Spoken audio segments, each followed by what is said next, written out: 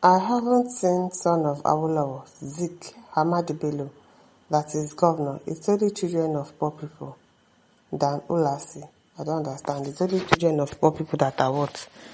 Dan Ulasi, former chairman of the People's Democratic Party in Anambra State, has raised concerns about the background of Nigerian politicians and the disconnect that often exists between elected officials and the communities they represent. Speaking during an interview on Arise News, Ulasi highlighted a pattern in the political landscape. Children of Nigeria's prominent founding fathers, including Obafemi Awolowo, Nnamdi Azikiwe, Michael Okpara, and Ahmadu Bello, have no reason to occupy governorship positions. Probably they are not interested, while individuals from humble beginnings frequently ascend to powerful offices. Rich people are from humble beginnings. I haven't seen the son of any big man, either Awolowo or Zik or Okpara or Ahmadu Bello, that is governor. So incidentally, it means that the children of very poor people from very poor environments somehow managed to be members of House of Assemblies, National Assemblies, governors, Ulasi stated. Ulasi, wetin dey talk? Ulasi emphasized that the rise of politicians from the modest background underscores the opportunities that the political system can offer to the underprivileged. Who is underprivileged? Are you joking? However, he expressed concerns that once these leaders attain office, many fail to maintain close ties with the communities and people who nurture them. According to Ulasi, this disconnect contributes to governance challenges and public dissatisfaction. They come from the poor background, they manage to get there, but sometimes they forget where they come from. They forget the people, the streets, the homes, the neighbors, the market women who supported them in the early days, he said.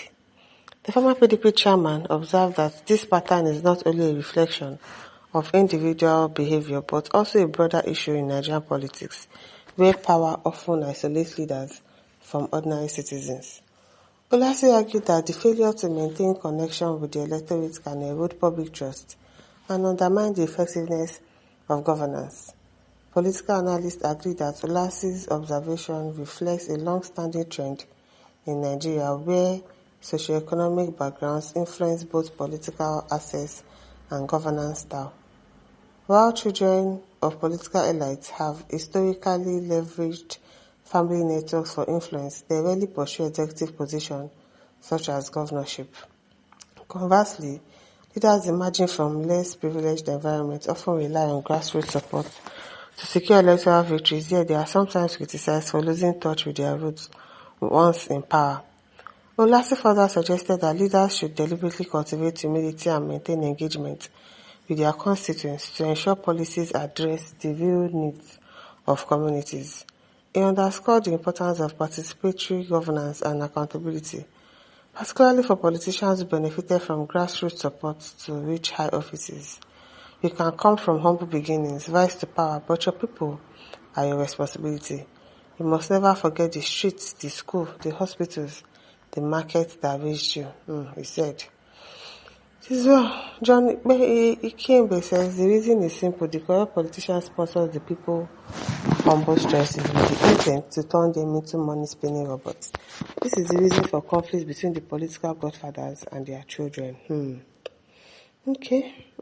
Isa said that's exactly the problem. When the children of the poor gets into a position, he begins to see himself as someone who has arrived, and what he couldn't do when the rich men's children were doing, he believes his has come. Brume says former governor of the Western Region, Adeyinka Adebayo's son, Niyi Adebayo, became governor. Former senator leader Olusola Saraki's son, Bukola Saraki, became governor. Former governor James Iboye's daughter, Eyatake Iboye Sueno, is a member of the House of Rep, and so on and so forth. Are those not children of big men? I wonder. So when he said there is only children, he hasn't seen any big man children becoming a governor. I was wondering. They don't have to be governors. They are in Senate. They are ministers, House of Reps. They are there. So I don't understand what you are saying. Joshua says Zig's son was appointed as one of the key positions in Enugu during last administration. You can verify. Thank you. Ulasi, please don't mention Zik. If his son come out for governor, he will fall. Nobody will vote him. Okay, now. Nelson Ode says, because as they steal the money and hide it overseas, they used to hide them together with their children. Another one is that their children used to fear politics because of what they see their father faced during their time in the office. Most of them, their children are into politics. Most of their children are into politics. They might not be gunning for governorship or whatever, but they are also into politics. Blessed Chi says, the politicians of the late 60s and 70s were honest, selfless people with integrity. Now, so what caused the war? What caused the Biafra war? What's the name of the war? If they were honest and selfless. And that's why their children, by their upbringing, cannot play the politics of cultism. They play stealing and looting as we have it today. Kennedy Osai says, when you are sent in any field you have a career in, the people you know start envying you. They remove their ambitions young ladder so that you fall. There's no love in political power tussles at all.